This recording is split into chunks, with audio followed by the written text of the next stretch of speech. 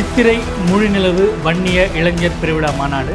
அன்புமணி ராமதாஸுக்கு இருந்த வரவேற்பு பாமக நிறுவனர் ராமதாஸுக்கு இருந்ததா அப்படின்றது நான் சொல்கிறது கேட்டால் தான் உங்களுக்கு கட்சி பதவி. நாம் தனித்து நின்று 4 இடங்களில் வெற்றி பெற்றோம், கூட்டணி வைத்து 5 இடங்களில் தான் வெற்றி பெற்றோம். வன்னிய சமூகத்தினரே நமக்கு ஓட்டு போட மாட்டேங்கிறார் என்ற ஒரு கவலையை தெரிவிச்சிருக்கிறாரு. நயினார் நாகேந்திரன் இந்த மாநாடு வெற்றி பெறட்டு தன்னுடைய பேரன் முகுந்தனுடைய கையை பிடிச்சிக்கிறாரு, இல்லாட்டி இவருடைய கையை பேரன் முகுந்தன் பிடிச்சு வழி நடத்துகிறாரு. அவர் மத்திய அமைச்சர் ஆவதற்கான ஒரு கணக்கு. பாட்டாளி மக்கள் கட்சி சார்பாக சித்திரை முழுநிலவு வன்னிய இளைஞர் பெருவிழா மாநாடு மாமல்லபுரத்தில் நடந்து முடிஞ்சிருக்கு. கிட்டத்தட்ட ஒரு அதிகாரப்பூர்வமாக ஒரு 10லேருந்து 15 லட்சம் பேர் கலந்துக்கிட்டாங்கன்ட்டு பாமக சொல்கிறாங்க. இத்தனை பெரிய மக்கள் திரளை தொண்டர் படையை கூட்டி அவங்க என்னெல்லாம் சொல்லியிருக்காங்க, எத்தகைய தீர்மானங்களை நிறைவேற்றியிருக்காங்க, அரசியல் களத்தில் இந்த மாநாடு எத்தகைய தாக்கத்தை ஏற்படுத்த போகுது, இது எல்லாத்தையும் இந்த வீடியோவில் பார்க்கலாம் வாங்க.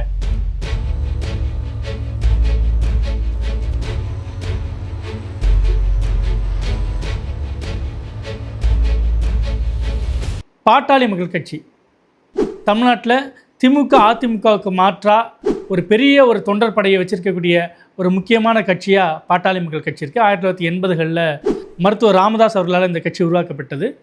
ஒரு 40 ஆண்டு காலமாக 45 ஆண்டு காலமாக அரசியல் களத்தில் மிக தீவிரமாகவே இயங்கிட்டு வராங்க. மருத்துவர் ராமதாஸை தொடர்ந்து அவருடைய மகன் அன்புமணி ராமதாஸ் அந்த கட்சியுடைய தலைவராக இருந்துகிட்டு இருக்காரு. ஆனால் சில மாதங்களாக நானே தலைவர் பொறுப்பு எடுத்துப்பேன்ட்டு மருத்துவர் ராமதாஸ் சொன்னது அந்த கட்சிக்குள்ளே ஒரு சின்ன சலசலப்பு ஏற்படுத்துச்சு. ஆனால் இந்த மாநாடு அதை பற்றி பேசவில்லை. மாமல்லபுரம் அடுத்த திருவிடந்தை என்ற இடத்துல பாட்டாளி மக்கள் கட்சி சார்பாக சித்திரை முழுநிலவு வன்னிய இளைஞர் பெருவிழா மாநாடு நடந்து முடிஞ்சிருக்கு. கிட்டத்தட்ட 2 லட்சம் இருக்கைகள் போடப்பட்டிருந்தது. ஆனால் வந்தவங்க 10லேருந்து 15 லட்சம் பேர் அப்படின்ட்டு அன்புமணி ராமதாஸ் அறிக்கை விடுத்திருக்கிறாரு. இந்த மாநாட்டில் முக்கியமாக என்னெல்லாம் நடந்திருக்கு அப்படின்னு பார்த்தீங்கன்னா, இது ஒரு கட்சியோட மாநாடு அல்ல, பாமக தான் நடத்துது. ஆனால் வன்னிய சங்கத்தினுடைய அதிகாரப்பூர்வ கொடியான அந்த தீச்சட்டி, அந்த கொடி தான் மாநாட்டில் ஏற்றப்பட்டது. இது வன்னிய இளைஞர் பெருவிழா மாநாடு தான் நடத்தப்பட்டிருக்கு. ஸோ கட்சிக்கும் வன்னியர் சங்கத்துக்கும் என்ன வேறுபாடு அப்படின்னா, கட்சி தேர்தல் அரசியல் இருக்குது, வன்னியர் சங்கம் சமுதாய ரீதியான இயக்கப்பணிகளை தன்னை ஈடுபடுத்திகிட்டு இருக்கு. இதுதான் அதோடைய அடிப்படை. இந்த மாநாட்டில் முக்கியமான சில விஷயங்கள் நம்ம கவனிக்க இருக்குது. அதாவது இந்த மாநாட்டில் நிறைவேற்றப்பட்ட தீர்மானங்கள், முக்கியமான தீர்மானங்கள் என்ன அப்படின்னா, தமிழ்நாட்டில் மாநில அரசு சார்பாக சாதிவாரி கணக்கெடுப்பு நடத்தணும் அப்படின்றது ஒரு மிக முக்கியமான தீர்மானம். அடுத்தபடியாக வன்னியர்களுக்கு உள் ஒதுக்கீடு, தனி இடஒதுக்கீடு வழங்கப்படணும். ஏற்கனவே அதிமுக ஆட்சி காலத்தில் 10.5% இடஒதுக்கீடு முயற்சிகள் முன்னெடுக்கப்பட்டது. அதனை திமுக அரசு நடைமுறைப்படுத்தணும் அப்படின்றது 2வது தீர்மானமாக இருக்குது. அடுத்த கட்டமாக பட்டியல் இனத்தினருக்கு ஏற்கனவே 18% இடஒதுக்கீடு இருக்குது, அதில் கூடுதலாக 2% வைத்து 20% அவங்களுக்கான இடஒதுக்கீடு அதிகரிக்கணுன்றது இன்னொரு தீர்மானம். அதே போன்ற ஒவ்வொரு இனத்திற்கும் அவங்களுடைய மக்கள் தொகைக்கு ஏற்ப இடஒதுக்கீடு வழங்கணும் அப்படின்றது இன்னொரு தீர்மானமாக இருக்குது. ஒட்டுமொத்தமாகவே இந்த சமூக நீதி சாதிவாரி கணக்கெடுப்பு இதை மையமாக வச்சு தான் இந்த சித்திரை முழுநிலவு வன்னிய இளைஞர் பெருவிழா மாநாடு மாமல்லபுரத்தில் நடந்து முடிஞ்சிருக்கு. அரசியல் களத்தில் இந்த மாநாடு எத்தகைய தாக்கங்களை ஏற்படுத்தும்? பொதுவாகவே ஒரு அரசியல் கட்சி தன்னுடைய தொண்டர் பலத்தை மக்கள்கிட்ட காட்டவும் மற்ற அரசியல் கட்சிகிட்ட காட்டவும் மாநாட ஒரு வாய்ப்பாக பயன்படுத்துகிறாங்க. கிட்டத்தட்ட பாமகவும் இந்த சித்திரை முழுநிலவு வன்னிய இளைஞர் பெருவிழா மாநாட்டை அதுக்காக தான் பயன்படுத்தியிருக்கிறாங்க. ஏன்னா அவருடைய கணக்குப்படி 15 லட்சம் பேர் வந்திருக்கிறாங்க. இருக்கைகள் 2 லட்சம் போடப்பட்டிருந்தது. 2 லட்சமும் முழுமையாக நிரம்பியிருந்ததை நம்மளால காட்சிகளில் பார்க்க முடிஞ்சுது. அப்படி பார்த்தீங்கன்னா தோராயமாக 7லேருந்து 10 லட்சம் பேர் அந்த கூட்டத்தில் அந்த மாநாட்டில் திரண்டிருக்காங்க. இத்தகைய ஒரு வல்லமை எங்களுக்கு இருக்கின்றது. கூட்டணி பேரத்துக்கு, அதாவது எதிர்வரும் 2026 சட்டமன்ற தேர்தலில் பாட்டாளி மக்கள் கட்சி எந்த கூட்டணியை தேர்ந்தெடுக்குதோ இல்லை எந்த கூட்டணிக்கு போக முடிவு செய்தோ அந்த கூட்டணியில் தங்களுக்கான இடங்களை தேர்வு செய்கிறதுக்கும் தங்களை இடங்களை கேட்டு பெறுவதற்கும் இந்த மாநாடு ஒரு பெரிய வாய்ப்பாக அமைஞ்சிருக்குன்னு தான் சொல்லணும்.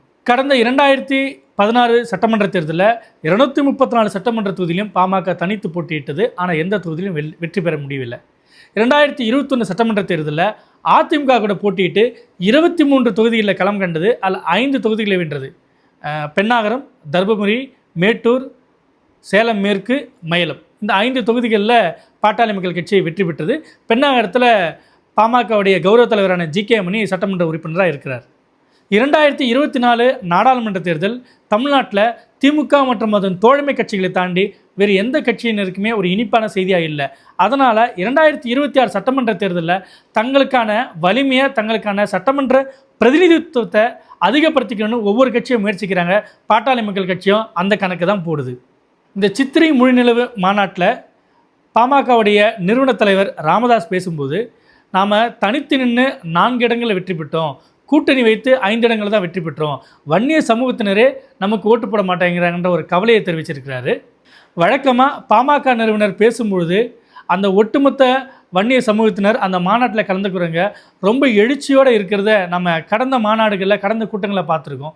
ஆனால் நேற்றைய மாநாட்டில் அன்புமணி ராமதாஸுக்கு இருந்த வரவேற்பு பாமக நிறுவனர் ராமதாஸுக்கு இருந்ததா அப்படின்றது ஒரு சின்ன கேள்விக்குரியதாக இருக்குது. ஏனென்றால் அவர் பேசும்பொழுது எப்பொழுது பேச்சை முடிப்பார் அப்படின்ற மாதிரியான உடல் மொழிகளும் சில பேர் கலைஞ்சு போகிறதை நம்மளால் பார்க்க முடிஞ்சுது. ஆனால் அன்புமணி ராமதாஸ் இருக்கும்போது பேசும்பொழுது கிட்டத்தட்ட அந்த கூட்டம் ஒரு கட்டுப்பாடு மிக்க ஒரு இராணுவ கட்டுக்கோப்போடு இருந்த மாதிரியான ஒரு காட்சியில் நம்மளால் தெளிவாக பேச முடியுது. இதனால் நம்ம பாமக நிறுவனர் ராமதாஸை குறைத்து மதிப்பிட்டோ இல்லாட்டி அன்புமணி ராமதாஸை உயர்த்தியோ கிடையாது. அந்த காட்சிகள் வீடியோ பதிவுகளை வச்சு தான் நம்ம இந்த முடிவுக்கு வர முடியுது. கடந்த சில மாதங்களாக பாமகக்குள்ளே ஒரு உட்கட்சி மோதலை நம்ம பார்க்க முடிஞ்சது. பாமகவுடைய தலைவராக நானே செயல்படுவேன், நான் அரசியல் கூட்டணி கணக்கில் நானே பார்த்துப்பேன்ட்டு நிறுவனரான ராமதாஸ் சொல்கிறாரு. ஆனால் மாநாட்டுக்குழு தலைவராக அன்புமணி தான் இருந்தார். அவர் தான் இந்த மாநாட்டை வெற்றிகரமாக நடத்தி முடிச்சிருக்காரு.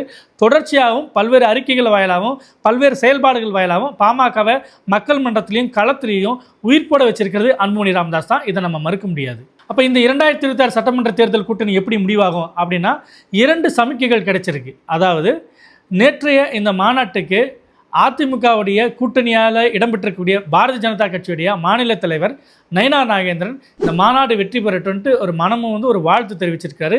தன்னுடைய ட்விட்டர் பக்கத்தில் அதுக்கான வாழ்த்து செய்தியை விடுத்திருக்காரு. ஏற்கனவே அதிமுக கூட்டணியில் தான் பாமக வரும் அப்படின்ற ஒரு பேச்சுவார்த்தை இருக்கும்போது அதன் தோழமை கட்சியான பாஜக இந்த மாநாடு வெற்றி பெறணும் அப்படின்ற ஒரு பதிவு போட்டிருக்கிறது மூலிமா கிட்டத்தட்ட அதிமுக, பாஜக, பாமக ஒரே அணியில் இடம்பெறக்கூடிய ஒரு வாய்ப்பு இருக்குன்னு நான் நம்பலாம். 2019 அன்புமணி ராமதாஸ் நாடாளுமன்ற தேர்தலில் போட்டியிட்டு தோல்வி அடைஞ்ச பிறகு அதிமுகவுடைய உறுப்பினர்களுடைய ஆதரவால் மாநிலங்களவை உறுப்பினராக நாடாளுமன்றத்துக்குள்ளே அடி எடுத்து வச்சார். இப்போ மீண்டும் அவர் நாடாளுமன்றத்துக்குள்ளே போகிறதுக்கோ இல்லை மீண்டும் பாரதிய ஜனதா கூட்டணியில் மத்திய அமைச்சர் பொறுப்புக்கு அவர் வருவதற்கோ இந்த கூட்டணியில் இடம்பெறது ஒரு மிக முக்கியமான ஒரு கணக்கு. அதை நோக்கி தான் அன்புமணி ராமதாஸ் கணக்கு போடுறார், நம்ம புரிஞ்சுக்கலாம். திமுக மற்றும் அதன் தோழமை கட்சிகள் மிக வலுவாக இருக்கக்கூடிய காலகட்டத்தில் திமுகவை வீழ்த்துவதற்கு அதிமுக, பாரதிய ஜனதா ஒரு கூட்டணி அமைச்சிருக்காங்க. ஏற்கனவே கருத்து மோதல்கள் இருந்தாலும் கூட அவங்க இந்த கூட்டணிக்குள்ளே வந்திருக்கிறாங்க. அப்படி இருக்கும்போது இன்னும் வலுவான கூட்டணிகள் இன்னும் பல கட்சிகள் வந்தால் மட்டும்தான் திமுகவுக்கு சமமான ஒரு சண்டையை சட்டமன்ற தேர்தலில் அவங்களால செய்ய முடியும். அதுக்கு பாமகவோட வருகை ரொம்ப முக்கியம் அவங்க நினைக்கிறாங்க. நேற்றைய சித்திரை மொழிநிலவு வன்னிய இளைஞர் பெருவிழா மாநாடு கிட்டத்தட்ட அது உறுதிப்படுத்தும் விதமாக தான் இருக்குது. ஏன் இருக்குது அப்படின்னு சொல்கிறேன்னா, மாநாட்டில் அன்புமணி ராமதாஸ் பேசும்பொழுது சாதிவாரி கணக்கெடுப்பை பற்றி நீண்ட ஒரு உரையாற்றினார். அதே போல் தமிழ்நாட்டில் 69% இடஒதுக்கீடு நடைமுறையில் இருக்கிறதுக்கு அப்போதைய முன்னாள் முதலமைச்சர் ஜெயலலிதா அவங்க கொண்டு வந்த அந்த சட்ட திருத்தம் ரொம்பவே முக்கியமானதுன்ற ஒரு பாயிண்ட்டை அழுத்தம் திருத்தமாக சொன்னார். ஒரு பக்கம் அவர் மத்திய அமைச்சர் ஆவதற்கான ஒரு கணக்கு, மறுபக்கம் அதிமுகவுடைய முன்னாள் முதலமைச்சர் ஜெயலலிதா பற்றிய ஒரு பாராட்டு. இந்த இரண்டையும் இணைச்சு பார்க்கும்போது 2026 சட்டமன்ற தேர்தலில் அதிமுக, பாஜக கூட்டணியில் பாமக கட்டாயம் இடம்பெறன்றதை நம்மளால் ஓரளவுக்கு கணிக்க முடியுது. இந்த கூட்டணி கணக்குகளை பாமக நிறுவனர் ராமதாஸ் எத்தகைய நிலைப்பாடு இருக்க போகிறாரு அப்படின்றது ரொம்ப முக்கியமானது. ஏன்னா நேற்றைய மாநாட்டில் பார்த்தீங்கன்னா சில நிகழ்ச்சியில் தன்னுடைய பேரன் முகுந்தனுடைய கையை பிடிச்சிக்கிறாரு, இல்லாட்டி இவருடைய கையை பேரன் முகுந்தன் பிடிச்சி வழி நடத்துகிறாரு. அன்புமணி ராமதாஸை பக்கத்தில் வச்சுக்கிட்டு பாமக நிறுவனர் ராமதாஸ் இந்த கட்சியில் நான் நினச்சது தான் நடக்கும், வேறு யாருக்கும் வாய்ப்பு இல்லை, நான் சொல்கிறது கேட்டால் தான் உங்களுக்கு கட்சி பதவி அப்படின்ற மாதிரியான சில மறைமுகமான உள்ளார்ந்த சில குறியீடான சொற்களை அவர் சொல்கிறாரு. அப்போ சிரித்த முகத்தோடு தான் அன்புமணி ராமதாஸ் அதை ஏற்றுக்கிறார். மீண்டும் மீண்டும் அன்புமணி ராமதாஸை பக்கத்தில் வச்சுக்கிட்டு பாமக நிறுவனர் ராமதாஸ் இத்தகைய சொற்களை சொல்கிறது அவர் யாருக்கான செய்திகளை சொல்ல வராரு? அதாவது தைலாபுரம் தோட்டத்துக்குள்ளே பேச வேண்டியதை மாமல்லபுரம் மாநாட்டில் அவர் பேசினாரோ அப்படின்ற ஒரு கேள்வியிலே எழுப்புது. அனுபவத்தின் அடிப்படையில் பாமக நிறுவனர் ராமதாஸ் பல்வேறு நாடாளுமன்ற தேர்தல்கள், சட்டமன்ற தேர்தலை எதிர்கொண்டிருக்கார். ஆனால் அவருக்கு 85 வயதாகிறது. 57 வயது நிரம்பிய அன்புமணி ராமதாஸ் துடிப்போட களத்தில் இறங்கி செயலாற்றக்கூடிய ஒரு விஷயத்தில் இருக்கார். நேற்றைய இந்த மாநாட்டையும் சிறப்பாக நடத்தி முடிச்சதில்லை. ஏன்னா வன்னிய சங்க மாநாட்டில் பல்வேறு அசம்பாவிதங்கள் நடைபெறும்ன்றது முந்தைய காலகட்டத்தில் நடந்த ஒரு சில சம்பவங்களை வச்சு நம்ம சொல்ல முடியும். ஆனால் நேற்றைய மாநாட்டில் எத்தகைய அசம்பாவிதங்கள் நடக்கலை. உயிரிழப்புகளும் ஒரே ஒருத்தர் மட்டும்தான் விபத்தில் சிக்கிறார். கிட்டத்தட்ட ஒரு அமைதியான முறையில் இந்த மாநாடை நடத்தி முடிச்சிருக்கார், வெற்றிகரமாக நடத்தி முடிச்சிருக்கார் அன்புமணி ராமதாஸ். ஒட்டுமொத்தமாக பார்க்கும்போது வன்னியர் சங்க இளைஞர் பெருவிழா மாநாடு அன்புமணி ராமதாஸ்க்கு கட்சியில் அதிக முக்கியத்துவம் இருக்குன்றத தொண்டர்கள் மூலிமா நம்மளால் தெரிஞ்சிக்க முடியுது. 2026 சட்டமன்ற தேர்தலில் அதிமுக பாஜக கூட்டணியில் பாமக இடம்பெறும் என்பதையும் நம்மளால் உணர முடியுது. அடுத்தடுத்த அரசியல் நகர்வுகளை அடுத்தடுத்த வீடியோக்களில் நமது டிஎன் டாக்ஸ் யூடியூப் சேனல் மூலிமா நம்ம பார்க்கலாம். நன்றி, வணக்கம்.